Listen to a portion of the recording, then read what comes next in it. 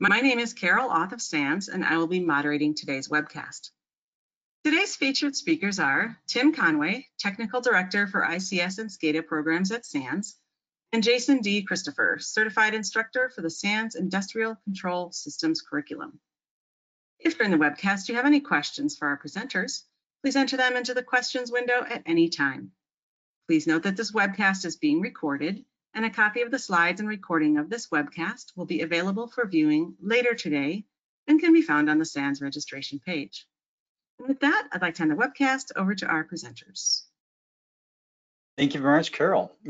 As the introduction went, my name is Jason Christopher. I am the Principal Cyber Risk Advisor here at Dragos. I am also a SANS instructor for one of the things we're going to talk about today, which is NERC CIP, leveraging the SANS ICS 456 course, which was co-authored by my co-presenter today, Tim Conway, who is the ICS Curriculum Director. And Tim, thank you again for being able to walk through what's going to be what I hope is a not induced panic stricken webinar.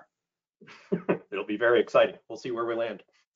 So for those of you who do not know about Dragos, so we are actually an industrial security firm, meaning that we focus not so much on the traditional IT infrastructure that you may be familiar with, but with that industrial makeup, right? The zeros and ones aren't being stored data like credit card records or things of that nature, but the zeros and ones are actually changing things in the real world. We're talking about processes that may be linked to manufacturing or chemical facilities or mining, or in the case of today's discussion, the electric sector. Now, when we think through the electric sector, we can't go through a conversation about NERC CIP, especially for those of you who are on the webinar who have never heard of NERC CIP before, without showing the lovely, hey, what is the sector chart? So for those of you who aren't familiar with how you get power when you turn on the light switch, just for a very simple high-level overview before we dive into some of those new things that are coming from regulations, if you're sort of a regulations nerd, or you really just like to hear what happens in other sectors, just note that the things that we're going to be discussing today are focusing on only a subsection of the sector. When you think about, I turn on the light switch and I'm down here in distribution where I've got outlets that look very, very normal. I can recognize these outside my house. I maybe drive by this every once in a while. That is going to be the conversation of non-regulated space. It's not going to be the things we're talking about with regards to the critical infrastructure protection standards that are mandatory regulations for every utility in North America. Instead, we're going to be talking about things that are at generation sites or at substations, things that are going to be very large and industrial spaces where those bigger impacts could be felt across the sector as a result. And if you're unfamiliar with it, this is really what it looks like. So we have 5,000 plants in the United States that are focusing in some way, shape, or form on these standards we'll be talking about. And the transmission lines covering over 160,000 miles across the North American landscape itself. Now you can see here, there's also going to be a larger conversation that we're going to want to have about how we got here, but it's really only impacting, again, just a portion of the sector when we discuss it. And if you're new to CIP, you may hear a lot of conversations, even if you're not new to CIP, what am I saying? If you're not new to CIP, you're probably also hearing the conversations about like, well, there's so much change in the standards and we keep on evolving these things and the threat landscape changes and there's always going to be this lag in regulation and how do we manage all of that? Well, you should know that the journey itself took many, many years.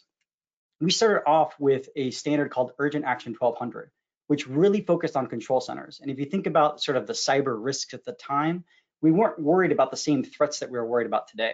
As a matter of fact, when this standard was approved, which, funny story, was actually the day before the 2003 blackout, it was focusing on untargeted malware that just so happened to find its way into a control center. It wasn't something where there was nation state adversaries that were targeting control centers that we were reacting to. It was somebody walked in with a USB stick they shouldn't have, or plugged in something, or clicked on a link they shouldn't have, and now we're dealing with Slammer or Code Red or something that was an untargeted piece of malware that traditionally found itself in the IT area, working and feeling like, oh, well, that's in the control center. We really shouldn't have that there. What do we do next? And then we expanded that to include field assets, field devices, things that you now sort of, again, go into that diagram of what's on poles or what's behind fences. We expanded the standard into Urgent Action 1200 before finalizing into mandatory standards that we all know and love today, the first versions of them being versions 1 through 3 of NERC CIP, where we then had this big evolutionary push into version 5, And so for those of you who have been following the standards for many years, you're aware of this push, you're aware that there's been a big change that happened with how it is that we categorize things from this ye old versions 1 through 3 to version 5. And to today, where we talk about it sort of being the wild, wild west, version X.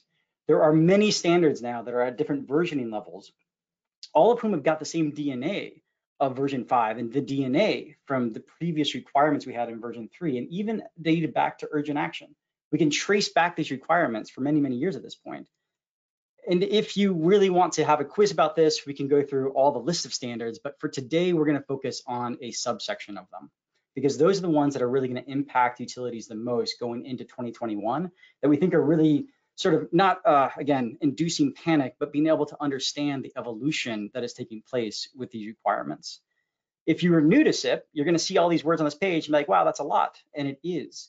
As a matter of fact, one of the things that we do when we talk about ICS 456 and how it is that you train people to become CIP practitioners, it's understanding that CIP actually covers an entire program, right? You may, as a champion, be really good at vulnerability management, in which case you'd find yourself working in the universe of CIP 7 and CIP 10 in particular. However, from a whole programmatic perspective, CIP is really trying to cover all the bases of what you'll need just for any program, but in this case, really honing in on what's down for regulation.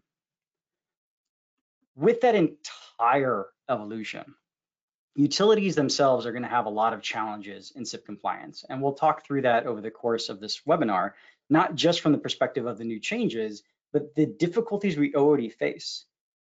And when you talk to a utility, they're going to have their own unique perspectives about this. The fact that if you have any miss, it would be a miss, and therefore you'd have a possible violation. Talking to a federal regulator, the zero deficiency requirements is a term you'll hear thrown out to describe that I don't get sort of a wiggle room. There's no gray area. It either is or it is not. And it makes it really difficult then to be able to make sure you're capturing the right artifacts so that you're always in compliance, quote unquote, despite the fact that you have these rolling calendars and a whole lot of responsibilities that are just generally difficult, not so much even from the technology piece, but also from how you're tracking it. And there are regional differences in how you're audited, how your peers are audited, and it doesn't really lend itself to this conversation about how to comply, quote unquote. There are utilities out there who look at a requirement and say, I really want to know what you want me to do. Please just tell me.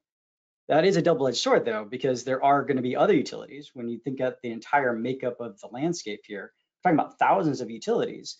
Not all thousands of utilities are going to agree to that how to comply. So what one person's sort of, this is what I'm going to use for my compliance program, may not be the silver bullet for every utility in the United States. Evidence collection is burdensome, and the people, processes, and technology are always going to be limited.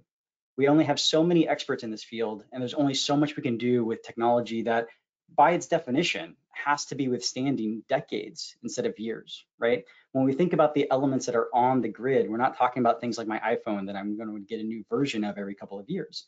We're talking about something that's going to be out there for a prolonged period of time. So those requirements really have to absorb what that sort of legacy equipment piece could look like. And of course, you'll always hear that compliance is not equal security. And again, these are sort of common complaints. What Tim and I will always challenge people on is you can always have a culture of compliance and a culture of security that support one another. And that's some of the things that I hope we'll get to by the end of the day. But utilities aren't the only people who are concerned with what's happening in NERC CIP. And so regulators also have their own perspective. And the number one question, and we just saw this summer, and we'll talk about it again, regulators asking, is enough covered?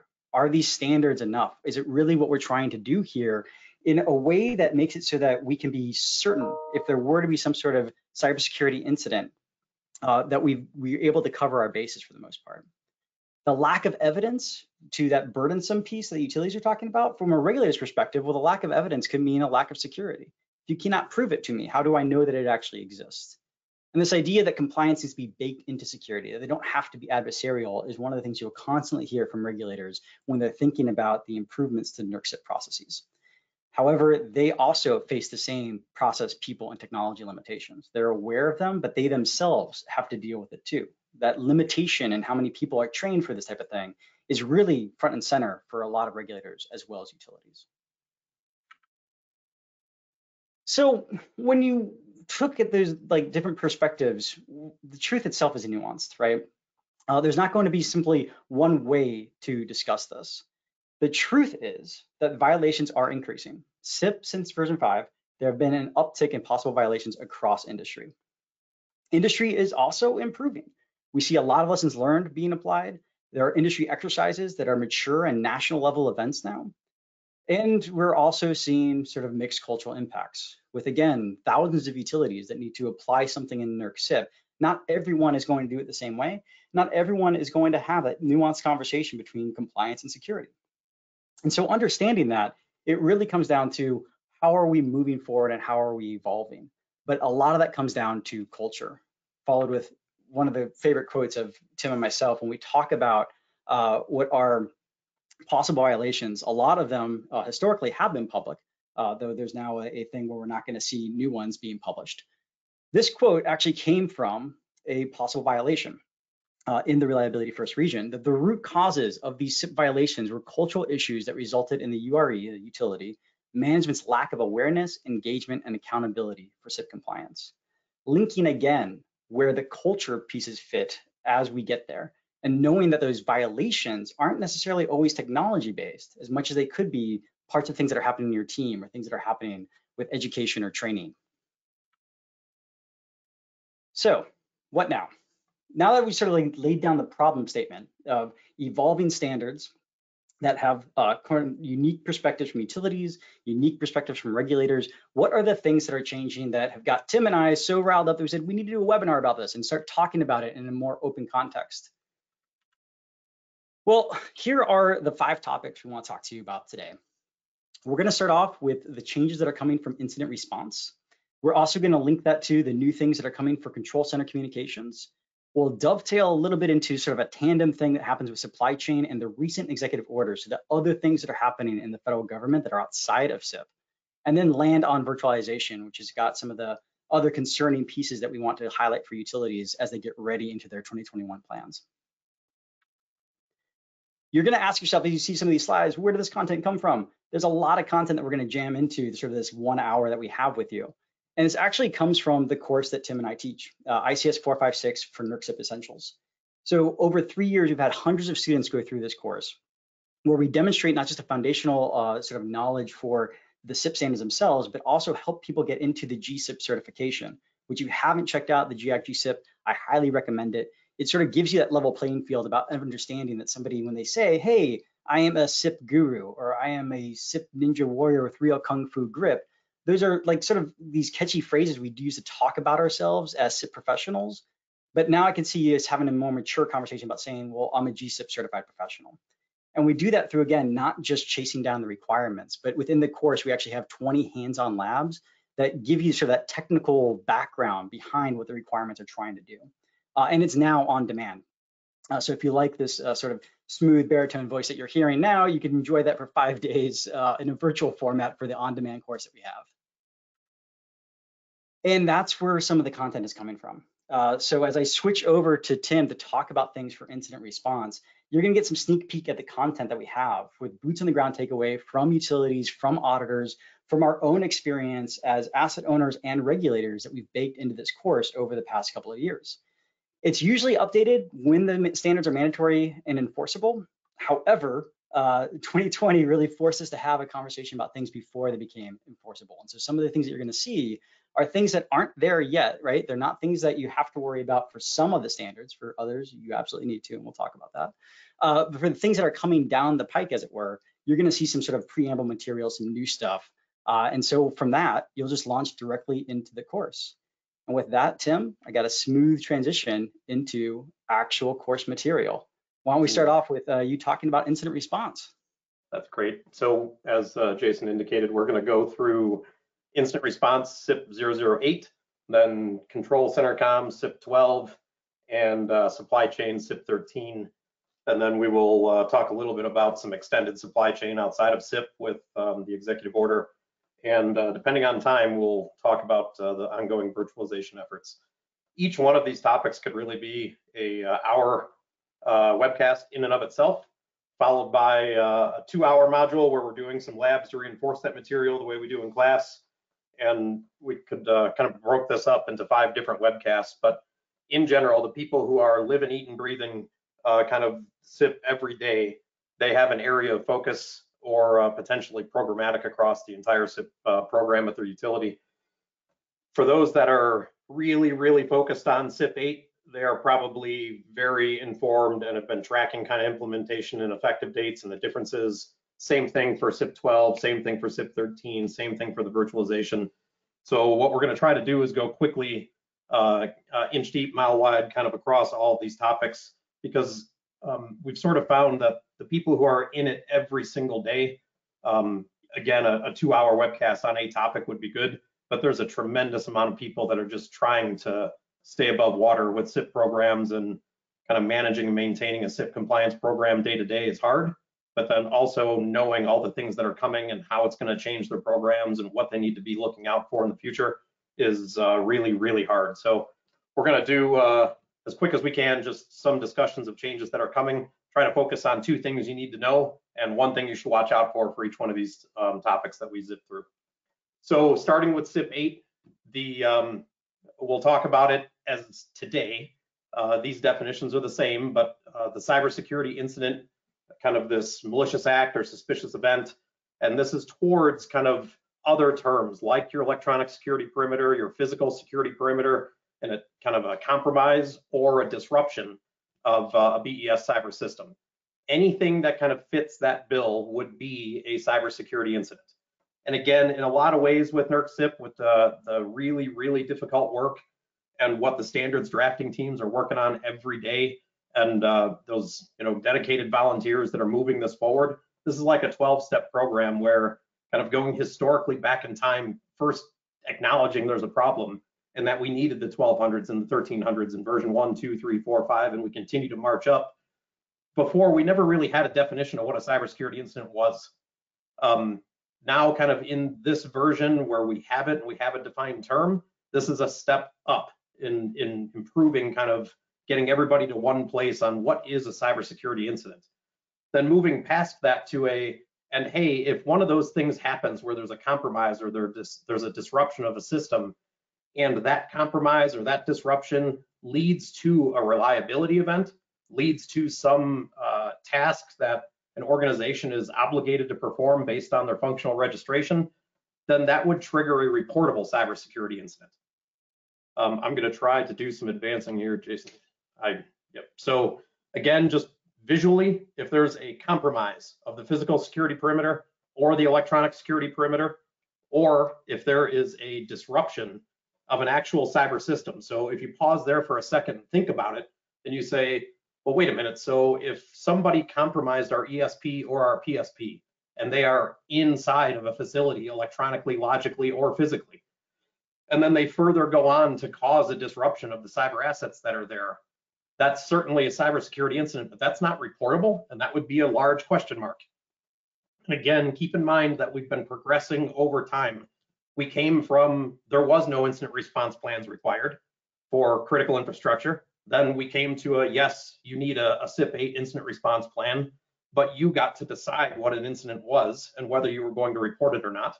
Then you move into what we're looking at now, where there's defined terms, so we're constantly moving and improving.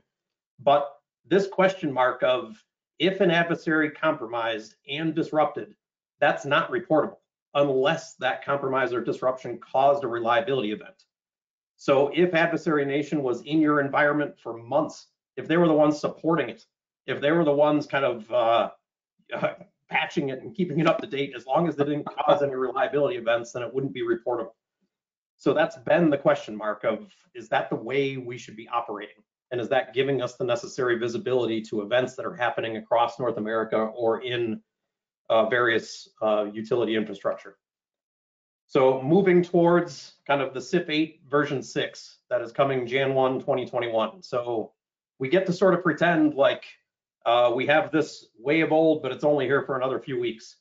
And then we move into kind of the 2 things you need to know is you're going to be tracking and kind of investigating more and more things, and you're going to be reporting those types of events and those types of things to more people than previous. So in kind of requirement 1 language, you're going to be looking at compromises or attempts to compromise for the ESP or the EACMSs. And as you go and identify those things, so you have to hunt them down, you have to understand what an attempt to compromise is for you. As the word attempt is not defined in the NERC glossary of terms, you need to kind of work through your programs, work through your definitions, work through your approaches, come to a point where if you identify there's an attempt or disruption or any of the above that hits that trigger point, now you have reporting to perform. And it's not the reporting of the version CIP 008 version 5 that we're living with now, where you have to notify the EISAC. This is notifying the EISAC, but you have to include certain minimum reporting detail. You have to do an initial report, follow-on reports. There's an entire structure that looks a little bit more like what some are familiar with kind of the OE 417 reports, where it isn't just an initial filing, but there's follow-on and update reports and a whole series of things. So from an EISAC perspective, this is going to be more data coming in than they're used to, meaning this not only is this impacting the utilities, but it's also impacting the receiving end of these reports from the EISAC side and their staffing and their watch floor and how they're going to handle and process these and sort of track to determine if there's something that's happening that's potentially coordinated, how they're going to handle beyond just an initial report to follow on and closeouts, how they're going to handle kind of the detail that's in those reports and the sensitivity of it. In addition, there's another organization that you're going to be reporting to, which is DHS and the NCCIC. So specifically kind of in these reports, you'll have an initial notification, kind of the functional impact, which again, if you think about that for a second, the amount of work and effort to go determine what was the attack vector, what was the level of instruction attempted or achieved, what was the impact that occurred, if there was one, getting the initial notification out if it's reportable within an hour, and then doing follow-up kind of updates and continue to do those updates of lessons learned or any new information.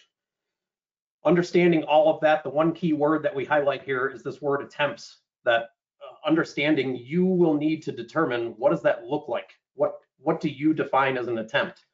This is one of those things where kind of the standards grow and mature over time. If you look back kind of to the CIP 001, one of the first CIP standards that we had, and there was a very similar word there where you had to report attempts of sabotage, and kind of every utility handled that differently. I can recall audits where we kind of sat and spent sort of anchored on that word 2.5, 3, 4 hours with dictionaries and all kinds of things of what does the word sabotage mean to you? And does it imply some level of intent? And if you, level of investigation you would have to perform to determine that. And similar conversations are happening now along the word attempt for CIP 8. So certainly that is an area for you to pay attention to be aware of. A couple of things to track here is now you are looking at attempts and you're reporting to new people as indicated with DHS and NCCIC. For those not familiar with NCCIC, I've been told, just a big asterisk here, that there may be a name change coming in the very near future, but history from NCCIC, the National Cybersecurity and Communications Integration Center, that has kind of a legacy of a number of feed-in organizations. If you sort of navigate their webpage, you can see kind of the DNA tree, the ancestry.com of where NCCIC has come from. And even looking ahead, kind of learning, the standards drafting team has learned from acts of the past where we used to have report to the ESISAC, and then that changed to the EISAC, and they had to go modify that in the standards. It sounds like a regulatory loophole right there, Tim. Yeah, yeah. The NCCIC modification, even in the standard now, it's or kind of the follow-on organization or associated organization in case it should get a name change, which is, from what I understand, in the possible future. Also looking towards efforts along the word attempt. Oh, I'm sorry. I don't know if, yeah, there we go. So as industry, just we've learned a lot from kind of lessons learned and the active kind of working groups that have been going through kind of the version 5 transition group, the standards drafting team from the 2016 projects. But a significant amount of effort has gone into developing an implementation guide to sort of say, what would an attempt be as you see an incident or some event occur and you start working down this path of an attempt, that didn't have a reliability impact or a functional impact versus a reportable down this chain. And certainly something could go from here and then move over. But a ton of work in regards to what would be an attempt or a compromise, and of what type of system, and whether it was logical or physical. Tons and tons of effort here. So certainly if you're looking for guidance, look to this implementation guidance document. So those are the two things we would say for CIP 8. The one thing that we would say from a wording perspective of it was sort of surprising to us, is that the implementation guidance that has been submitted has not been endorsed. So as of now, November 5th, the ERO decided to not endorse the CIP 8 implementation guidance. Again, it is the best thing that is out there. If you're looking for some, how do we consider attempt, to kind of consume that document, understand what your peers think, instead of just being kind of in a silo of how you would define it internally.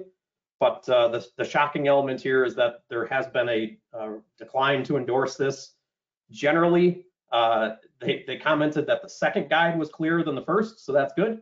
On the other side, it may be viewed as an ERO enterprise audit approach. So that's better than them saying they disagree with the implementation guide. It's better if they're taking the position that says, we don't want to land on a document that says you must do it this way prescriptively or you're non-compliant. If that's the reason they're not approving it, then I would say with some level of confidence that any entity that is listening on this call should go look to that implementation guidance, take the information out of it, and start being prepared for Jan 1 as how you're going to define attempts. If we had to kind of land on one standard, this is the one we were going to talk about the most. And if you look to the events that happened with SolarWinds this week and try to apply your company's definition of attempt to that right now. Let's say that happened 3 weeks from now and you were using SolarWinds. You see kind of patch updates come in, you see it talking to all of your assets, now you're aware of this potential compromise.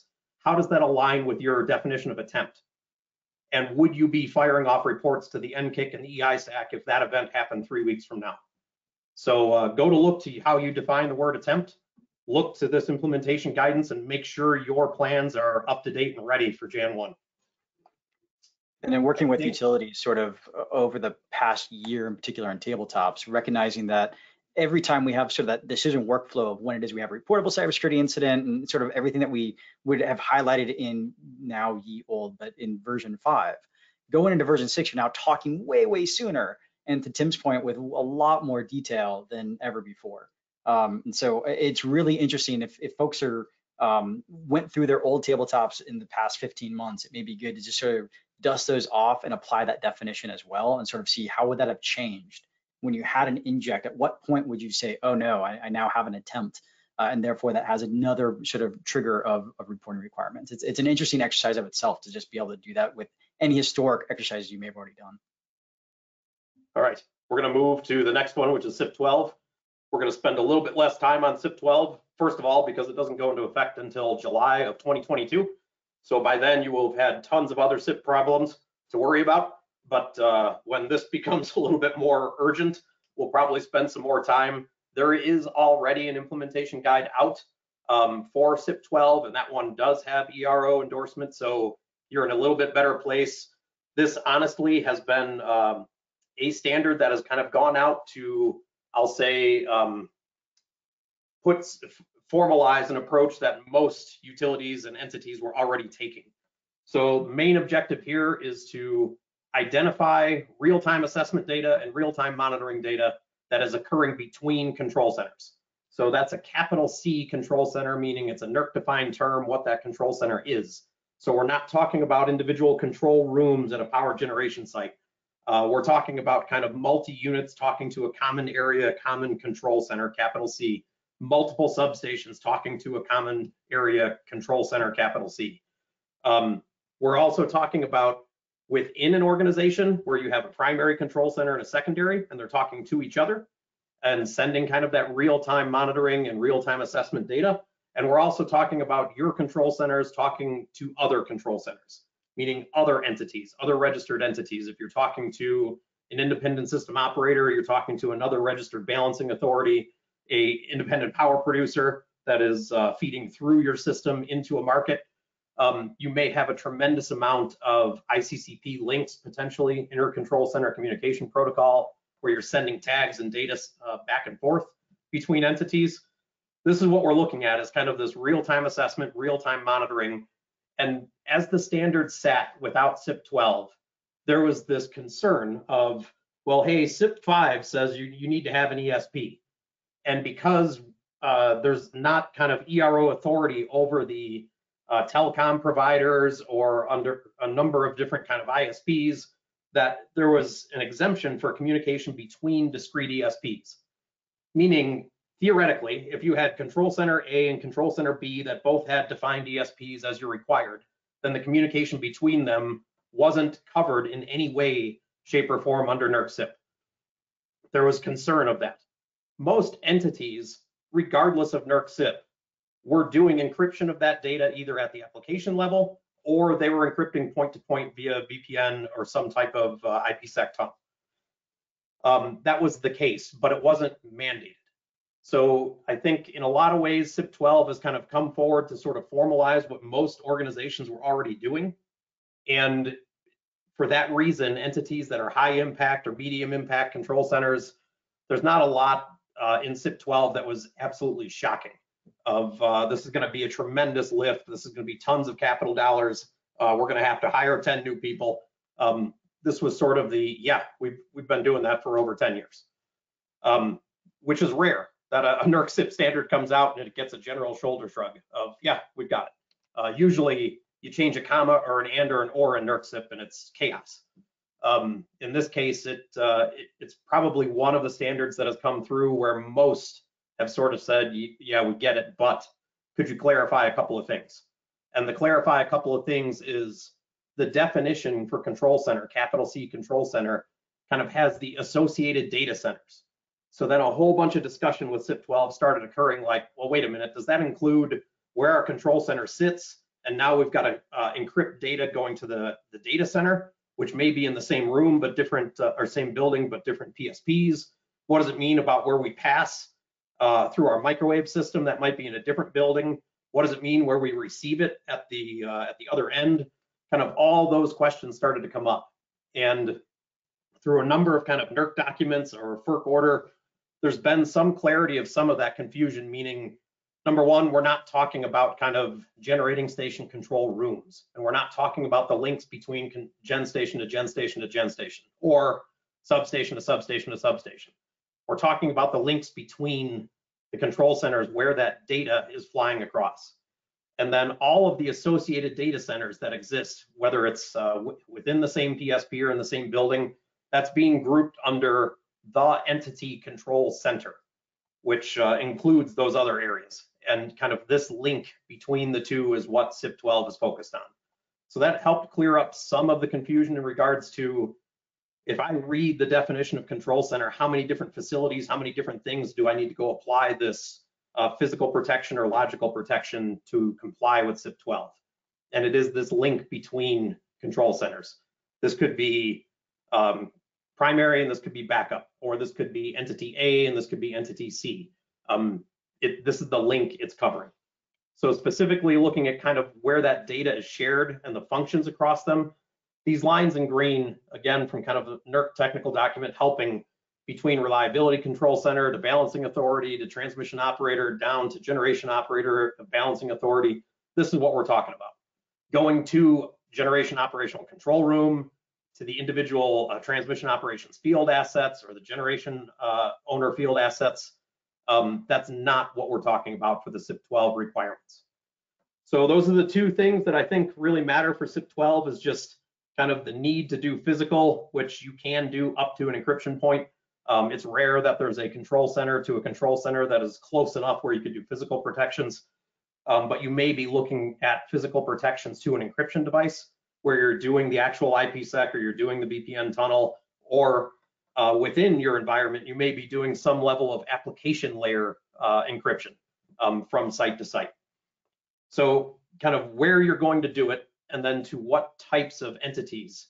I think those are the two key points from a CIP 12 perspective. The one element that we would call out from you should pay attention to this would be in regards to what it applies to. So in just about every standard, there's been clarity from every entity needs to start with CIP2 to determine their universe, to determine whether they have high impact, medium impact, low impact, what types of facilities, what types of cyber assets, where they're at, and understand kind of the CIP universe that they're in charge of. If all you have is lows, the drafting team has made life very, very simple for you from the perspective of you do CIP2, then you do CIP3. And anything that pertained to lows, FERC has done a good job of approving the stuff the drafting team has pushed through and kind of directing changes in containerizing low within CIP3. This is an area where it seems to be, if you're doing this point-to-point control center connection and you're a high or a medium on one end and you're going down to a low, there was question of, does this apply to lows? So if you were low only, do you now have to do CIP2, CIP3, and CIP12? And a number of things would lead from kind of the FERC order to the implementation. All of the different documents that are out would indicate that, yes, this applies to low as well. They don't have kind of specific applicability within CIP12, which is also interesting. So there's nothing within the standard, the four corners of that standard, that would say this doesn't apply to low. Just going by definitions of term for control center, the standard itself, there's nothing in it that would exclude low. There's always been an approach to include the low requirements in CIP3, but that doesn't mean it can't become something in a CIP12 or a CIP15 standard or a CIP16. They don't have to follow that model. And since there's nothing in CIP12 that excludes it, and in the FERC documents approving it, they mention the words high, medium, and low control centers. I would suggest between now and kind of the 2022 July timeframe, this is something that you become familiar with if you're a low only, that now you're living in CIP2, CIP3, and CIP12. I think with that, we are ready to move into supply chain a bit. Jason, did you want to cover these slides and the EO? Yeah, I'll go ahead and do that. And I think with the supply chain obviously being the coolest kid on the block, or really the one that gets most talked about, since the effective date you can see here already happened in October. So if you're on this webinar and this is the first time that you've seen this, I am so sorry. This is something that we've known for a while was coming, right? And there were a lot of discussions about, well, what was going to be in this requirement. And you can see here, it's actually relatively simple. I mean, when you read any regulatory language, it looks really big, but it's really relatively simple. When we talk about having a process used in planning for the procurement of any of the best cyber systems. And so in that case, being again a defined phrase, where we're talking about both hardware and software that is going to be used to identify risks. So we're talking about, again, the supply chain risk, the things that may be happening, and again, really relevant to just the conversation we're having from SolarWinds and the other discussion points that Tim was mentioning today. How is it that you're actually talking about identifying those risks within your supply chain? From there, you're gonna have a future-based process for what you're gonna do starting as of October when you're procuring your best cyber systems, and making sure that you've got a way to get a notification from the vendor if they have an incident, coordination and responses with the vendor, notification by that vendor when they're got to have a remote or on-site access should no longer be granted, disclosure for known vulnerabilities, verification of software integrity and authenticity, and a coordination of controls for the interactive remote access. Now, what's interesting with that is if you were to really take what Tim said before about how we're kind of in this 12-step program, if we're to divide up this requirement, which again, just sort of reading any CIP requirement from front to back, it's not that it doesn't give you all the context there. The context is there, especially when you read the rest of the things that may be in the guidelines and technical basis in the back of the requirements, in the back of the standard. But if you could logically group it, we've sort of got these two big things that need to go. The first step is acknowledging that you have a problem with procurement, and that's R1.1. So you're going to hear a lot of different things, especially there are some folks out there who are talking about all the sort of more in-depth things that you may need to do to have within this sort of supply chain cyber risk management program. And a lot of those are really good practices, sort of best practices, more mature things. But if you look at what is actually being required in R1.1, it's having a way to identify and document those supply chain risks. So with those two caveats of installing vendor equipment and software and transitioning from one vendor to another. Yes, I have a problem with my procurement. And these are the two things that I really need to start examining from that requirement perspective. In R1.2, that's where we start having contract language. So that's where you have all the different concerns with lawyers and getting in place for what do you need to do from a procurement perspective for cybersecurity requirements for those contracts. Again, as you're procuring new assets, devices that you're deploying that would impact reliability to your utility, to the power delivery, these are the things that you need to be able to address. And that again is talking about if the vendor has an incident, do you get a notification? Coordination of the response from those incidents, the notification of having that on-site access or remote access. And then if they have any vulnerabilities, how is that disclosure happening back and forth? And then verification of software integrity and authenticity. A lot of that comes from incidents that we've seen, right? If you think about things like Black Energy or other incidents that have happened in industry before, how is it that if you're going to get software, are you going to verify that that software, either patch or otherwise, has integrity and authenticity attached to it, right? Are you doing checksums? Are you able to verify that the checksum is accurate? What is it that you're doing as part of that process? There's the procurement piece that needs to be there, but then you should also be thinking about, well, this requires me to do something, right? You shouldn't be putting something in procurement language that is just going to be a nice to have. It's implying that there's going to be something that you're going to do as part of that process. That's one of the things that I would highly recommend as you look through the different requirements, is not just the things that you're doing with the vendor, but understanding that it's a relationship with the vendor.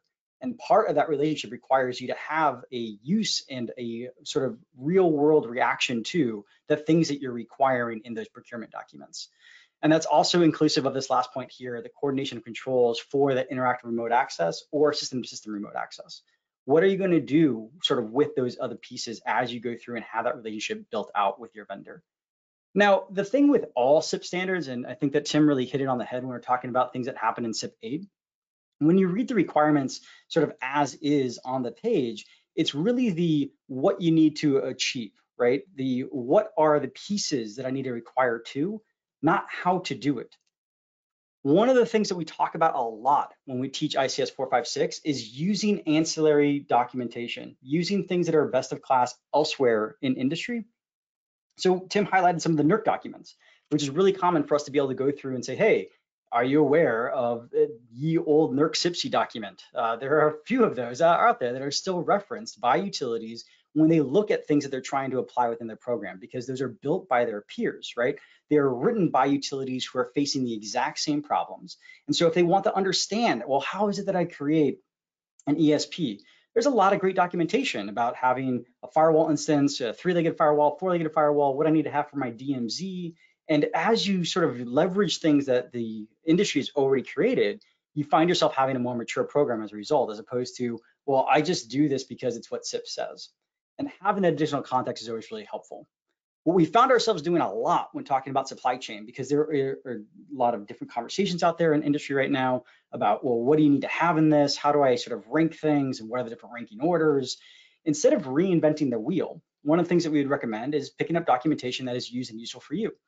Some of this sort of harkens back to an 80-20 rule. As you pick up documentation like NIST SP 800-161, which is a free publicly available document from NIST that allows you to start talking about your supply chain risk management program, one of the things to consider for is, well, that was built for information and communications technology. It was built for federal systems, but that 80-20 rule would apply. There may be things that are within that document that you really like, that you should start building into what you've already sort of looked at, because it's past October, for CIP 13, right? So it's not sort of going into a silo and saying, well, this is just CIP and this is what we do for procurement because this is what CIP says we should do. There should be a larger conversation about how do you look at other standards that may be out there that are more detailed, that have additional context behind them, and that are also used by other industry groups. And so using NIST documentation for this is really fantastic. You can see there are a couple of things here that I've already outlined for you, sort of understanding the supply chain threats. So what is the sort of active space there? It's one of the things that we also do within the context of Dragos, being able to identify with our Intel department, where we have activity groups that are targeting, in particular, things that are happening in industrial control systems, right? Because the threats that are out there, the threat adversaries themselves that are targeting IT systems aren't going to be the same ones that are impacting things in industrial control systems. So being able to, again, 80-20 rule, ingest this thing for yourself, understand how it impacts your program and build it accordingly. And then also understanding the vulnerabilities to the supply chain. From there, the typical ye old risk equation, likelihood of a threat exploiting a vulnerability. Some of those things get a little bit tricky, especially when we start talking about quantifying risk. There are a lot of other conversations we've had with that. I could even throw up some other YouTube links that I think are on this ICS channel for SANS regarding measuring risk and the difficulty there. But what you can do really well, especially within utility context, is understanding impacts from events. It's one of the things that we already have to do for disaster recovery. It's one of the things that we already do for what we have to look at for natural disasters. We are really good at disaster recovery, and as such, we're really good at being able to isolate and understand impacts that may be associated. What we don't really do a good job with is understanding that and putting it sort of under this lens or perception of what things are happening in the cybersecurity context. So as you build out things that are in CIP 13, again, just don't read the black and white that are necessarily on the page. And if you do find yourself reading those and scratching your head a little bit, there's help in other areas where we know that utilities are leveraging. And this is one of them. All that to say, we don't have a large audit history, obviously, with CIP 13 yet. It's only been out and available for a couple of months. So as people sort of learn more lessons from their regional auditors and sort of what they're finding, I do expect to have additional context for folks, and maybe that'll be an update that we want to do for CIP webinar series going forward. This is from 800-161.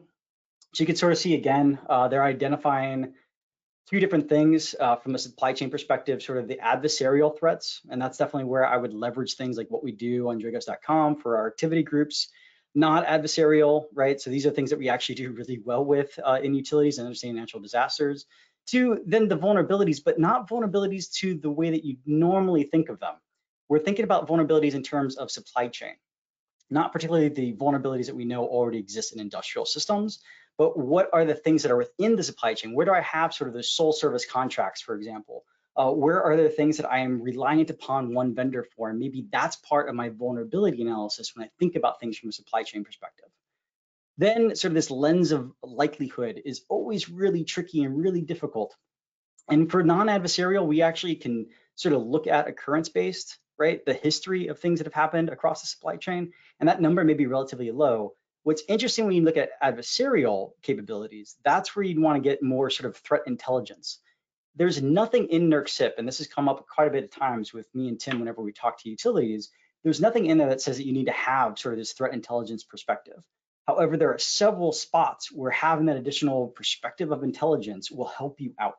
One of them is here within supply chain, a new standard that we're now trying to grapple with the first 2 months of it.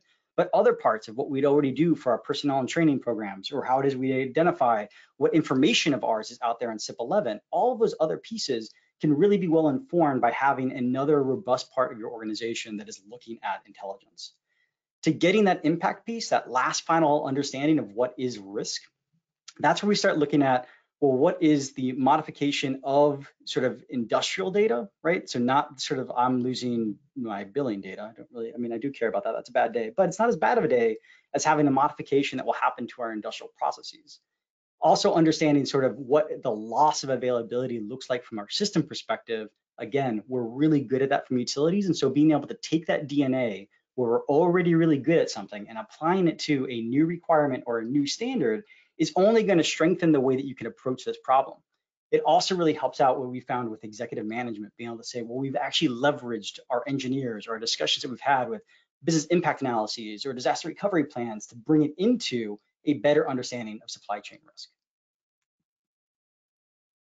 Now, for that 1.2 requirement, talking about the legal language, there is document, if you're not familiar with the Edison Electric Institute, it's a trade association for investor-owned utilities.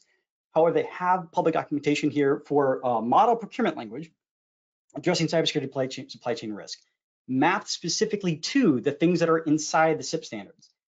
That said, one of the things that I would highly recommend to utilities, and this is true for any procurement language document you ever pick up, it's not simply a copy-paste job, right? When you internalize something, you're going to look at, and actually EEI does a really great job of being able to, for example, list out deadlines or like how many days for notification. And it says like to be discussed with the vendor. It does mean that there's a discussion portion here, right? Because entering a partnership when you have a discussion with a vendor where they're also helping you and responsible for things that are happening with your cyber risk program. So just to understand that as you enter into the fray of 1.2, that there's going to be this additional conversation about, well, how do I mature through this properly?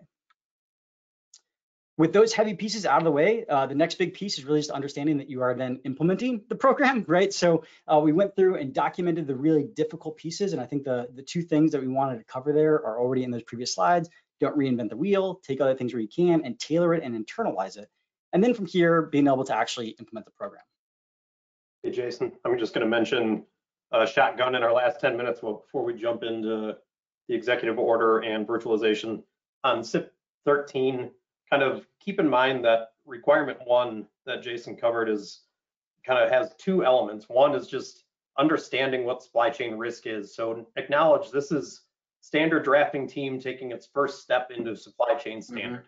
Yep. So getting every utility to acknowledge there is supply chain risk in what we purchase, what we implement, what we currently have deployed.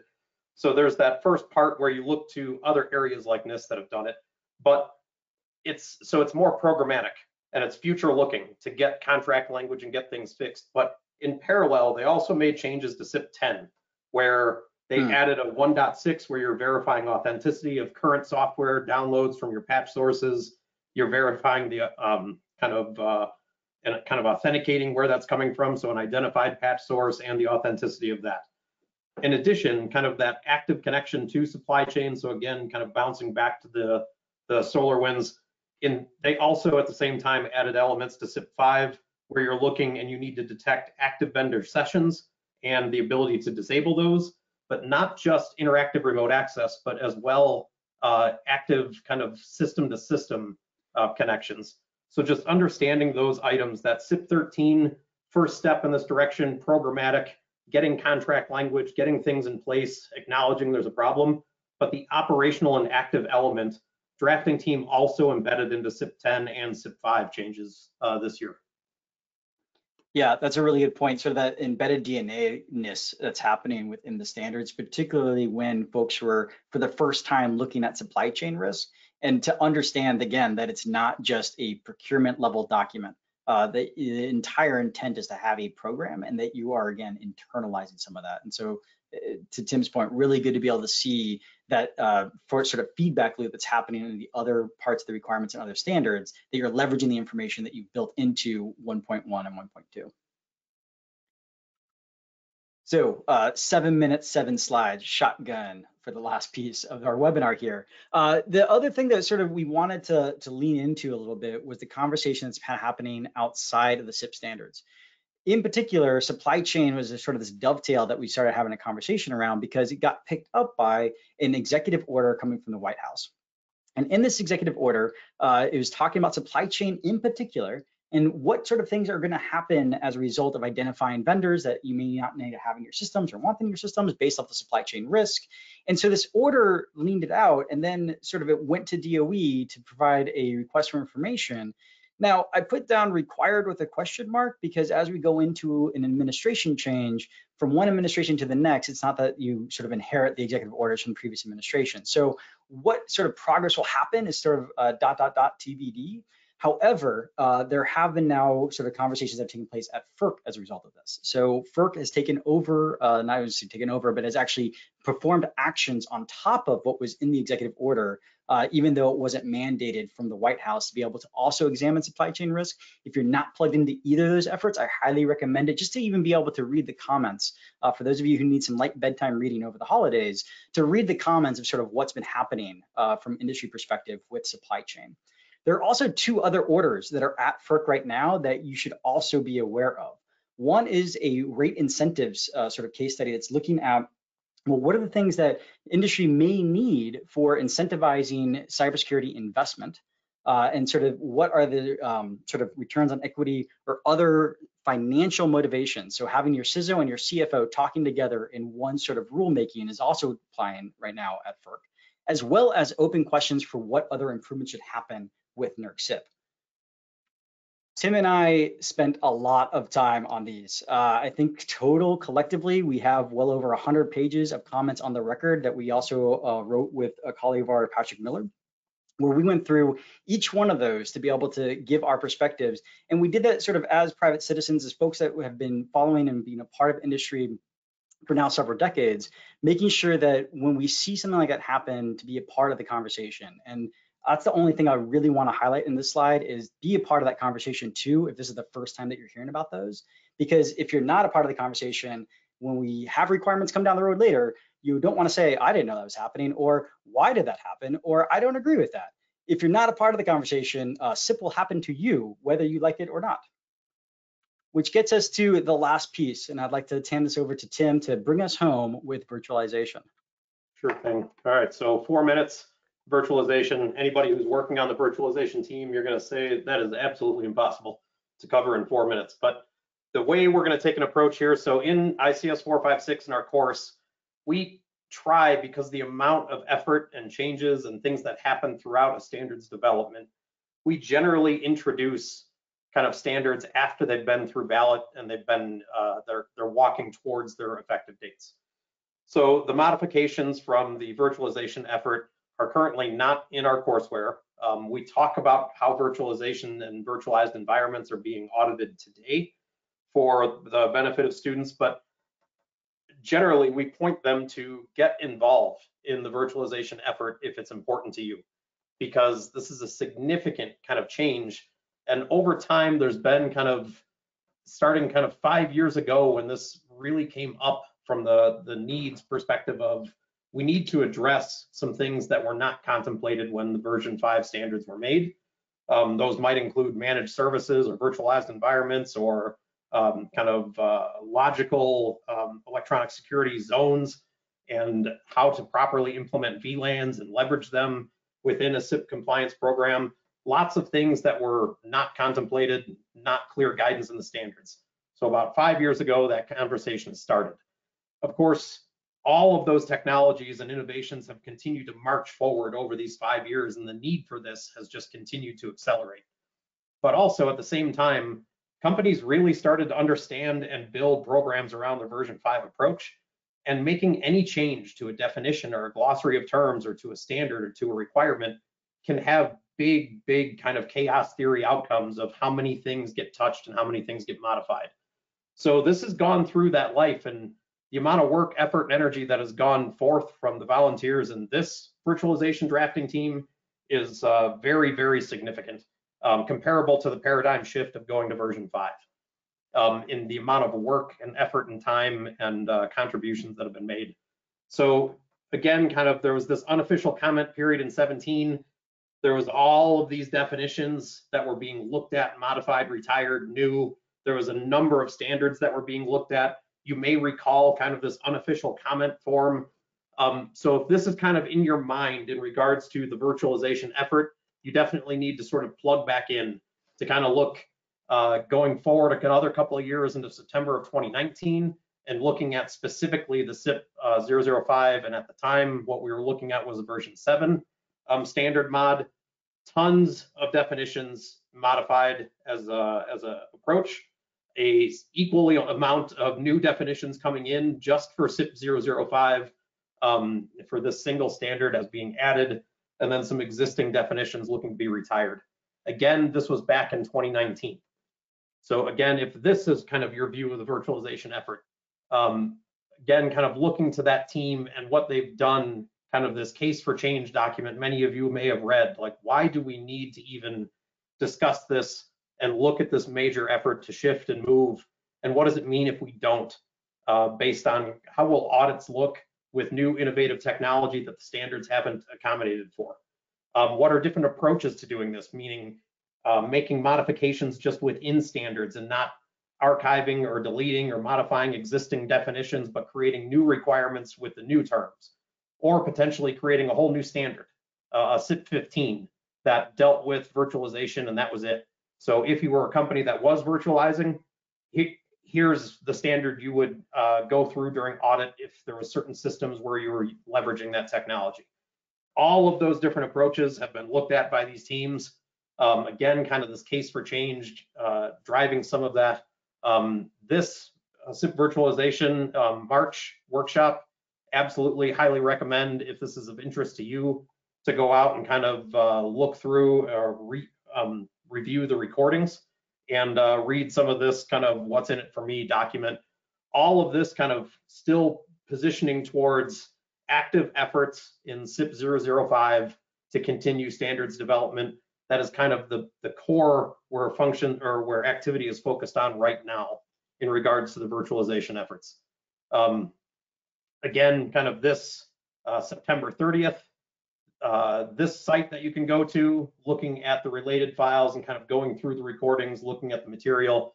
This is really where you want to focus now if you're just trying to, how do we get back up to speed on where the virtualization efforts are going, what that team is working on, which standards are currently going through kind of draft and comment into the teams.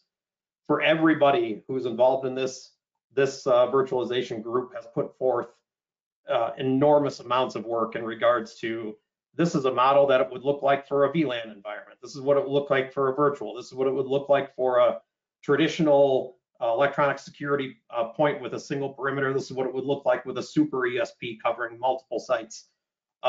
They've gone through many, many models and frameworks, lots of variations for consideration, and really the call for everybody here, if this matters to you, to get connected, give back, so contribute to that group, and then absolutely help guide the industry through workshops or through presentations in your region, or at a bare minimum, guiding through your balloters at your organization, informing them of what it means for your company, informing them of what it means for NERC, CIP, and the standards moving forward, and coming to the best conclusion based on the language of the draft that's out there for ballot.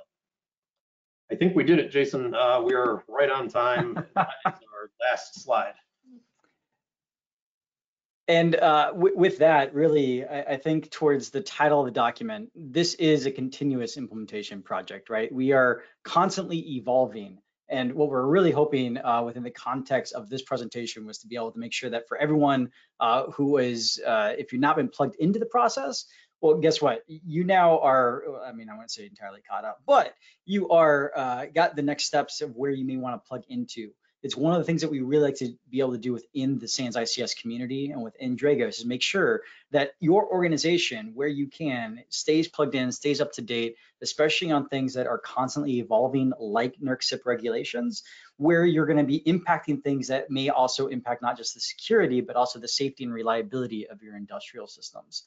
With that, thank you very much, Tim. I'm actually really impressed. When we started putting all the content together, just understanding how much has happened for folks who may not be plugged into the processes, to then try to give everyone at least a bit of a shotgun update that doesn't have you sort of going into 2021, scratching your head and wondering where all these new things came from. This is sort of the really major takeaways of some major standards that are getting updates, that have gotten updates that you want to be able to stay plugged into. So Tim, thank you very, very much. And you can see here our contact information for anybody who would like to be able to reach out to us.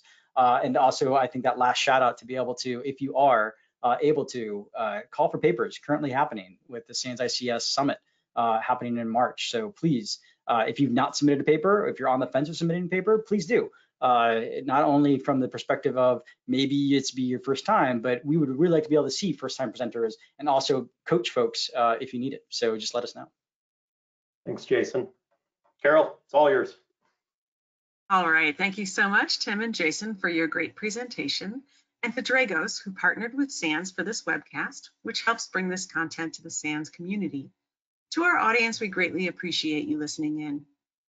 For a schedule of all upcoming and archived SANS webcasts, including this one, please visit sans.org/webcasts. Until next time, take care, and we hope to have you back again for the next SANS webcast.